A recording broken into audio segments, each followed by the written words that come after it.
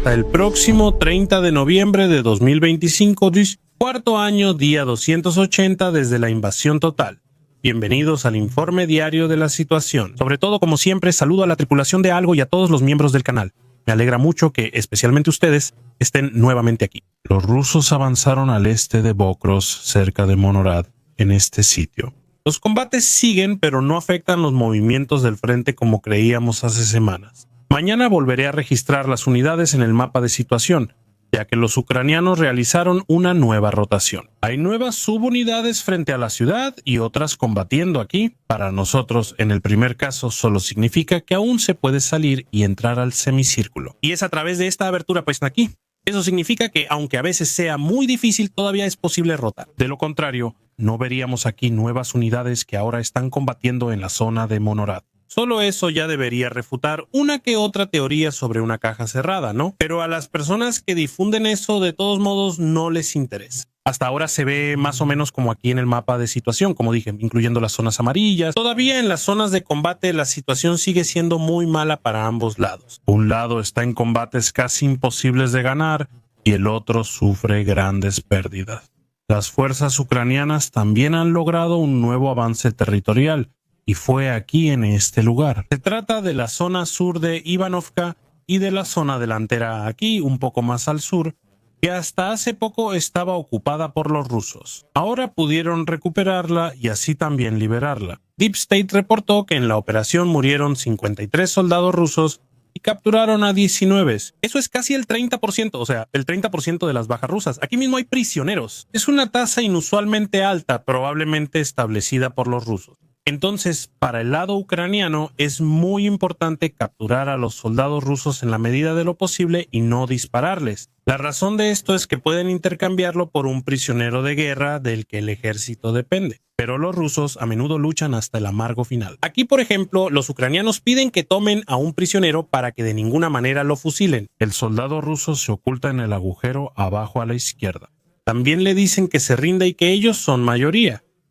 ¿Y qué hace él entonces? Lanza una granada desde el agujero y luego lo matan a tiros. ¿Por qué alguien se mete en una pelea tan desesperada? Les dicen que si los capturan, los ucranianos los torturarán, golpearán y maltratarán. Y claro, no quieren eso.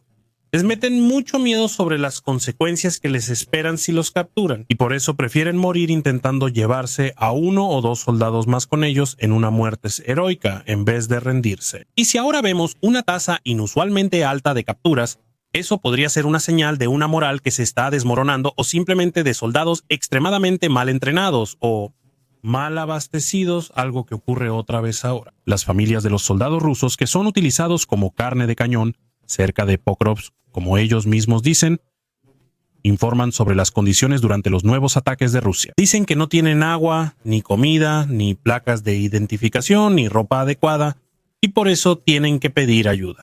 También se dice que han sido enviados solos, sin superiores ni líderes, a numerosas misiones de combate. Y la señora lo sabe solo porque su hijo fue el único sobreviviente del último ataque, y por eso pudo contarlo. Otra señora explica que su esposo lleva 6 meses fuera y que 42 personas más se fueron a la guerra con él. Luego surge la pregunta retórica de si se puede creer que él o alguno de los otros siga con vida. Pero no, según ella, ninguno de ellos sigue con vida. Y su esposo aguantó más tiempo que todos, 6 meses completos. Y de ahí puede restar una semana de entrenamiento básico. Nos acercamos al promedio de vida de 4 meses y medio de un soldado ruso en el frente. Si se fue hace 6 meses, entonces fue voluntario, no fue reclutado por el sistema, se ofreció como voluntario. Alguien quería ir voluntariamente a la guerra y dijo que la apoyaba. No importa si lo hizo después del trabajo con unos vasos de vodka en el bar de la esquina. Cuando un reclutador ruso entró y les habló de las ventajas, les mostró los contratos y luego los convenció de firmar. Así como ya lo hemos visto muchas veces. No importa si fue por engaño, no importa si lo hicieron voluntariamente. Esa decisión la tomaron ellos mismos y es su propia culpa si caen en una guerra de agresión del lado del agresor. Pero su esposa y familia no tanto. ¿Debemos condenar a todos los rusos por haberse ofrecido voluntariamente para eso? O al menos la mayoría. Pero detrás de eso todavía hay familias y uno también debe ponerse en el lugar de esas personas.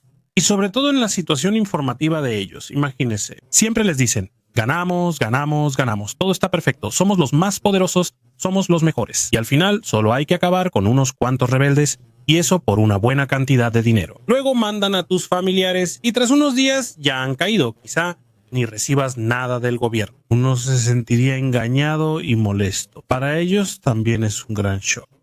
Quizás sea un shock aún mayor que si algunos de sus familiares hubieran sabido en lo que se metían.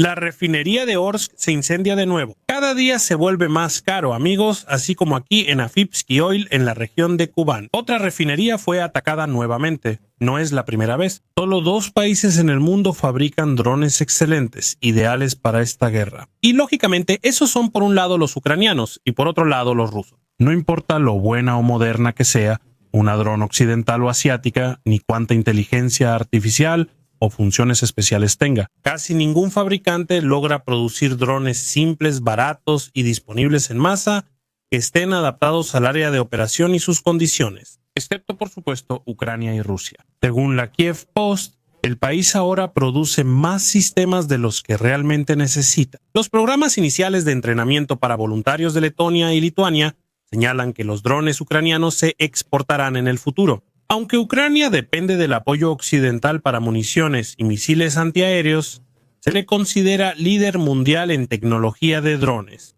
Los fabricantes ucranianos afirman que mejoran sus sistemas continuamente con comentarios del frente. Eso significa que no hay una simple generación de drones. Luego se construye de nuevo sobre otras bases. Se envían al frente y la retroalimentación es inmediata.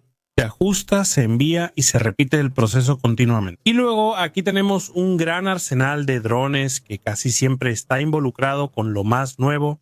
Bloomberg estima una producción anual de 4 millones de drones. Además, en Dinamarca entra en funcionamiento la primera fábrica de armamento ucraniana en el extranjero, que es la que suministra el combustible para los flamingos. Muchos fabricantes ucranianos operan por debajo de su capacidad máxima pese a su alto potencial. Esa es la fuente TechBoss en Ucrania, por eso también están abiertos a modelos de exportación y cooperación. Eso sería muy ventajoso para nosotros en Occidente, se lo digo de inmediato, porque esos drones que se construyen allá, digamos drones bastante simples y baratos, fabricados en masa, aquí hacen falta. Nuestros fabricantes priorizan temas distintos, como optimizar la inteligencia artificial y el alcance, mientras que allá simplemente aplican el lema tan barato, tan simple y tan rápido como sea posible. Rusia también avanza tecnológicamente, ya que los rusos progresan, no solo Ucrania. Una unidad antidrones llamada Rubicon detecta cada vez más la posición de las unidades ucranianas. Y especialmente los pilotos de drones, no solo las unidades. Las Fuerzas Armadas de Ucrania dijeron al Financial Times que los drones se reemplazan rápido, pero no los pilotos experimentados. Y como los rusos de por sí tienen medidas antidrones bastante malas de su lado, ahora intentan localizar específicamente a los pilotos y luego simplemente cazarlos, antes de intentar derribar cada dron individualmente del cielo. Y eso es especialmente efectivo con esta unidad. Según información del Wall Street Journal, las conversaciones entre el enviado especial de Estados Unidos, Steve Witkoff, Jared Kushner y el negociador ruso Kirill Dmitriev a finales de octubre en Miami aparentemente no fueron las únicas. En los esfuerzos diplomáticos para terminar la guerra en Ucrania, surgió un plan de 28 puntos que fue criticado al inicio y luego suavizado, proponiendo una solución favorable a Moscú. Sin embargo, estas investigaciones del Wall Street Journal indican que también se planearon grandes proyectos económicos. Witkoff, Kushner y Dmitriev crearon un concepto económico para un nuevo inicio entre Estados Unidos y Rusia. El supuesto plan de paz no perseguía tanto objetivos geopolíticos, sino que tenía principalmente el propósito de facilitar proyectos de inversión y retomar acuerdos que, según se informa, Trump y Putin ya habían discutido en agosto durante su reunión en Alaska. Un punto clave era utilizar unos $300 mil millones congelados del Banco Central ruso en proyectos de inversión conjuntos, incluso en Ucrania. También se menciona que los interlocutores evaluaron explotar juntos recursos del Ártico, como tierras raras, gas y petróleo. También se habría discutido una posible reanudación de proyectos energéticos previamente detenidos, como por ejemplo Nord Stream 2. Al parecer, precisamente para eso estaba previsto que Estados Unidos dirigiera de manera decisiva la reconstrucción económica de Ucrania. Según el Wall Street Journal, antes de los proyectos previstos en el Ártico, el empresario Gentry Furbich,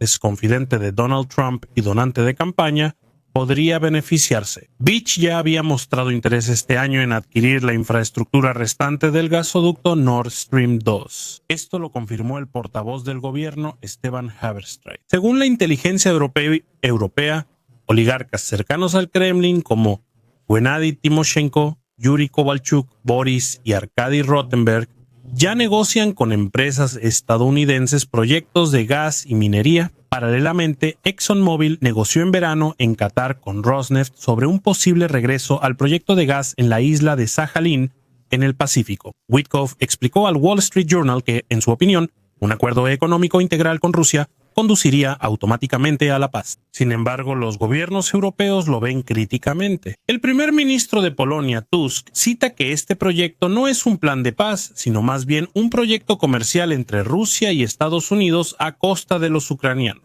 Witkoff planea otro viaje a Moscú la próxima semana para reunirse con Putin. Esa es su sexta visita a Rusia este año.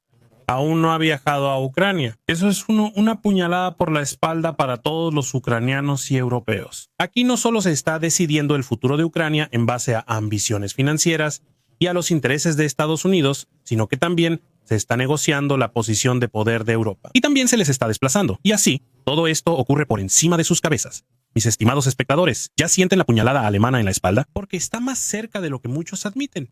Ayer vimos 2 petroleros hundiéndose que fueron atacados por drones ucranianos en el Mar Negro. Hoy se suma un tercer petrolero de la flota fantasma.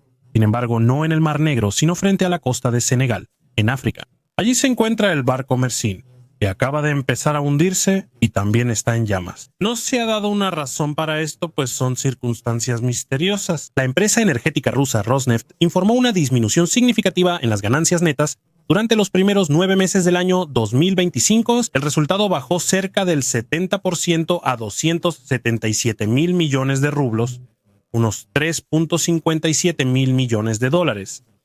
La empresa atribuyó esto a las altas tasas de interés, menores precios del petróleo, el fortalecimiento de la moneda y mayores gastos en seguridad antiterrorista. Estos factores han impactado la rentabilidad en varias áreas, según Rosneft.